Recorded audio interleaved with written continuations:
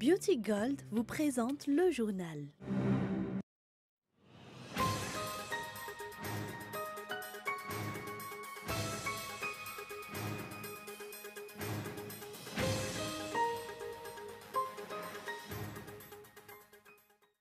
Pour la prochaine élection législative, le plus grand nombre de dossiers de candidature déposés a été noté dans le district d'Ambatujazak et de Mahadzangaan, tandis qu'une seule candidature a été enregistrée à Ambatmait et à Murumbe.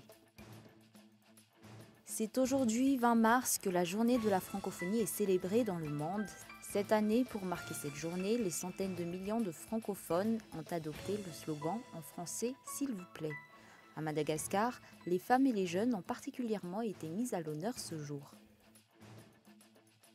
En Afrique australe, le bilan ne cesse de s'alourdir après le passage du cyclone Idai. Au moins 300 personnes sont mortes. Les secouristes redoublent d'efforts pour sauver les milliers de gens réfugiés dans les arbres et sur les toits.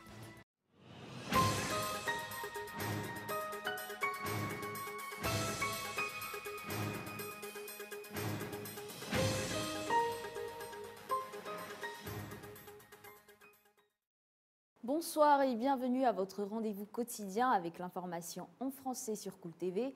Nous ouvrons l'édition du journal ce soir avec l'actualité politique. Pour la prochaine élection législative, le plus grand nombre de dossiers de candidature a été noté dans le district d'Ambatujazak et de Mahadzangaan, alors qu'Ambatmait et à Murumbe, une seule candidature a été enregistrée. Outre cela, parmi les candidats à Toamasna, on retrouve d'anciens ministres et d'anciens députés à Andra Arson. Les électeurs vont devoir voter le 27 mai prochain pour déterminer qui comblera les 151 places de députés à l'Assemblée nationale. Les districts où résident plus de 300 000 habitants vont être chacun représentés par 2 députés, soit 32 districts sur les 119 de la grande île. D'après les chiffres publiés par la Commission électorale nationale indépendante, 803 dossiers de candidature ont été retenus pour cette élection législative. Le plus grand nombre de dossiers de candidature déposés pour un district ont été notés à Ambatujazak avec 19 candidatures et à Mahadzangaan avec 15 candidatures, tandis que dans le district d'Ambatmait et celui de Murumbe, une seule candidature a été enregistrée. D'autre part, parmi les candidats qui se sont présentés dans le district de Toamasna, on retrouve d'anciens députés, d'anciens ministres et même des candidats à la précédente élection présidentielle. Un tirage au sort se fera le 22 mars prochain pour déterminer le numéro que portera chaque candidat sur le bulletin unique. La campagne électorale, quant à elle, débutera le 11 mai et s'achèvera le 25 mai à minuit. 58 femmes malgaches travaillant au Koweït vont être rapatriées à Madagascar, une décision prise par le chef d'État après des échanges avec des travailleuses malgaches en détresse par le biais d'une vidéoconférence hier. Le président Andra Zouel a ainsi annoncé qu'il fera le nécessaire pour les rapatrier au pays le plus vite possible. Ces femmes se trouveraient depuis plusieurs mois dans une situation très difficile, victimes de la maltraitance de leurs employeurs. Pour rappel, en 2013, l'État a publié le décret numéro 2013-594 portant suspension de l'envoi des travailleurs migrants malgaches dans les pays à haut risque, mais sans aucune mesure d'accompagnement par la suite. Sur un tout autre sujet, de nombreux points devraient être étudiés dans l'élaboration de la loi des finances rectificatives 2019. C'est ce qu'a déclaré les membres du mouvement Rouille. Ces derniers ont également demandé la tenue d'une nouvelle rencontre entre la société civile et les parties concernées avant la sortie officielle de ce texte. En plus d'ajuster la loi des finances à la politique générale de l'État, la loi des finances rectificatives 2019 devrait également s'accorder avec les priorités pour le développement du pays, selon la société civile.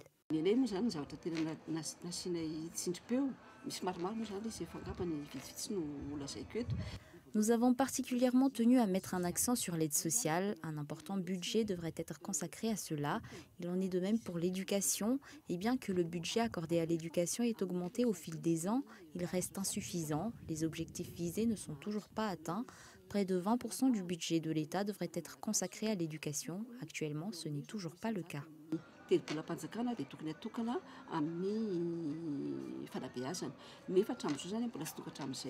Chaque ministère a jusqu'au 31 mars pour l'élaboration de la loi des finances rectificatives, un texte qui devrait officiellement être présenté le 15 avril prochain. Cependant, la société civile demande à ce qu'une seconde réunion ait lieu avant la sortie de ce texte. Pour mémoire, une rencontre avec les organisations de la société civile portant sur la loi de finances rectificatives a eu lieu hier. Cette réunion de travail était destinée à renforcer la participation des organisations de la société civile dans la détermination des orientations et perspectives budgétaires du prochain projet loi des finances rectificatives, une première à Madagascar.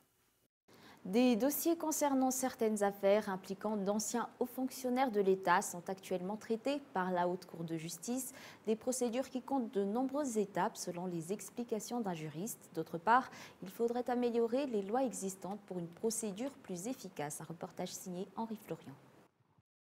Actuellement, 14 dossiers ont été remis à la Haute Cour de justice. Parmi ces dossiers se trouvent des affaires impliquant d'anciens hauts fonctionnaires de l'État, mais également la vente de la propriété Saint-Antoine IV, ancienne résidence de l'ancien président Zafy Albert à Ivange, ou encore du brûlage de copies d'examen à l'École nationale de la magistrature et des greffes. En ce qui concerne les affaires impliquant de hauts fonctionnaires, de nombreuses étapes doivent être respectées d'après un juriste. Ces plaintes sont déposées auprès de la Haute Cour de justice, puis le parquet général le renvoie à l'Assemblée nationale pour trancher à l'aide d'une majorité plus d'une, à l'exception du cas de plaintes portées contre le chef d'État. Les plaintes concernant les ministres et autres hauts fonctionnaires doivent également passer par l'Assemblée nationale, ce qui fait que pour l'instant, la Haute Cour de justice ne peut pas faire grand-chose.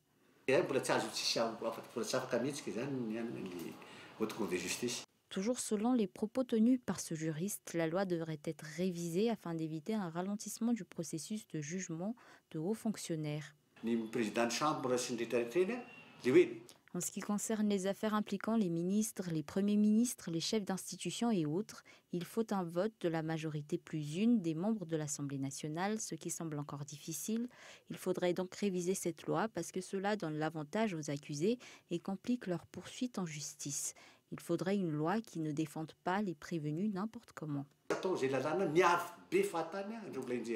Pour rappel, la revendication pour la mise en place de la Haute Cour de justice a été à l'origine d'une requête de la motion de censure de l'ancien président de la République et de l'organisation d'une élection présidentielle anticipée l'année dernière. Dans l'actualité sociale, la Journée internationale de la francophonie est célébrée tous les 20 mars. En français, s'il vous plaît, c'est la formule reprise cette année par les centaines de millions de francophones pour fêter cette journée.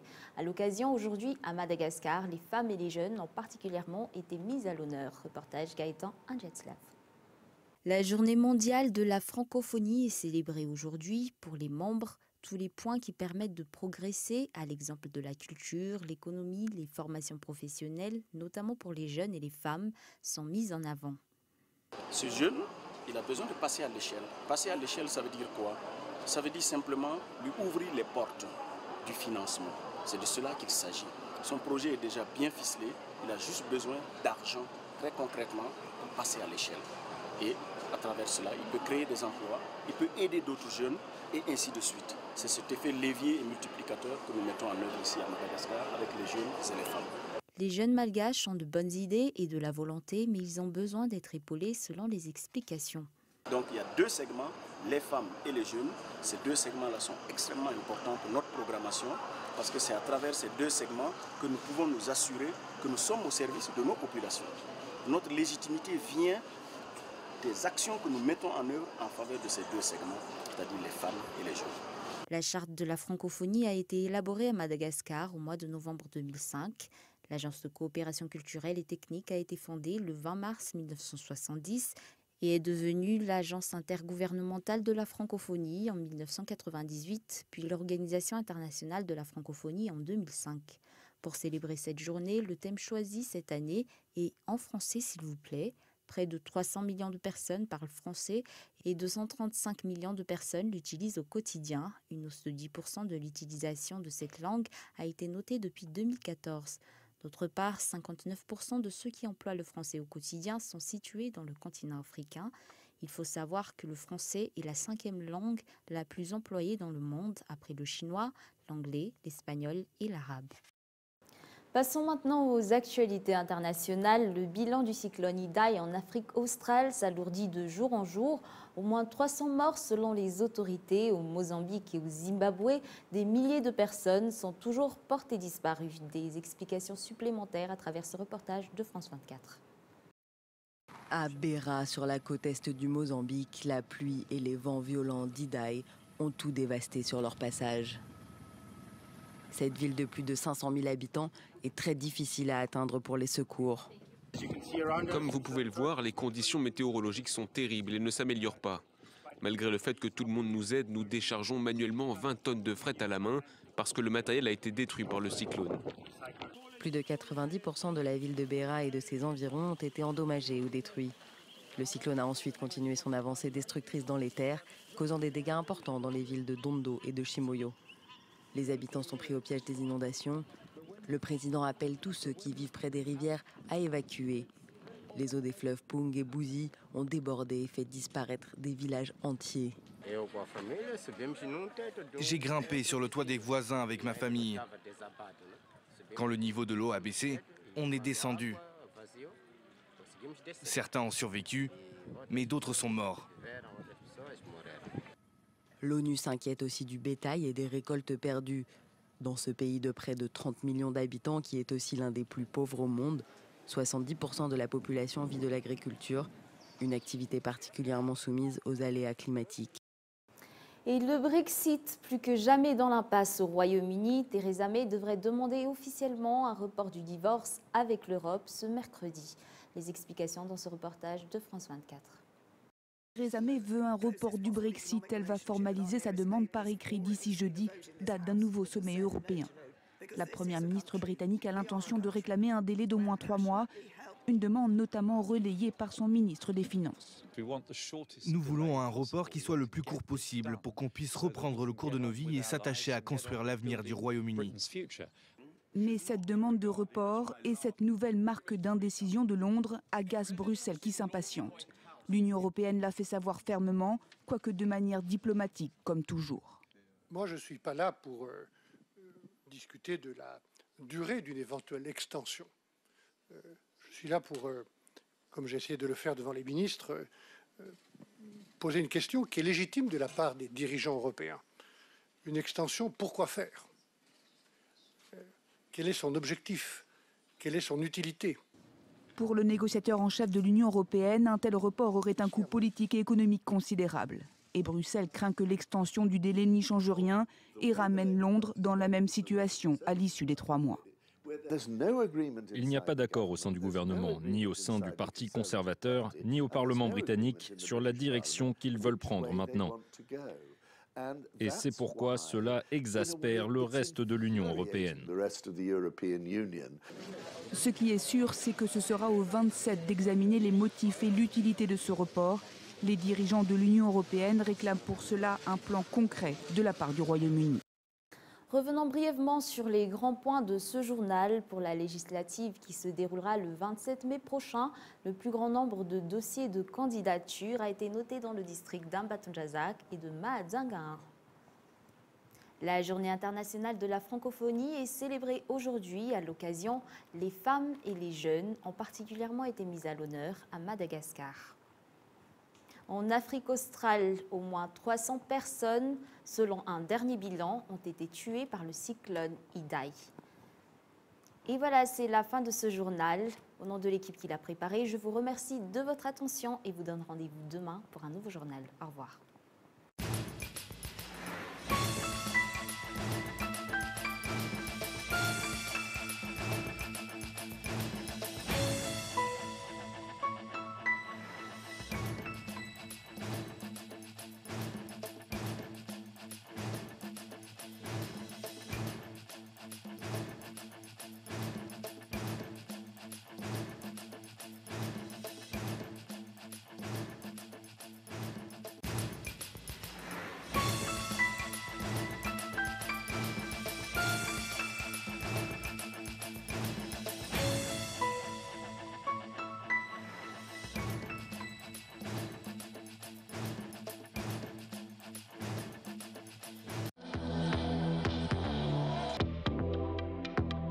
Le journal vous a été présenté par Beauty Gold.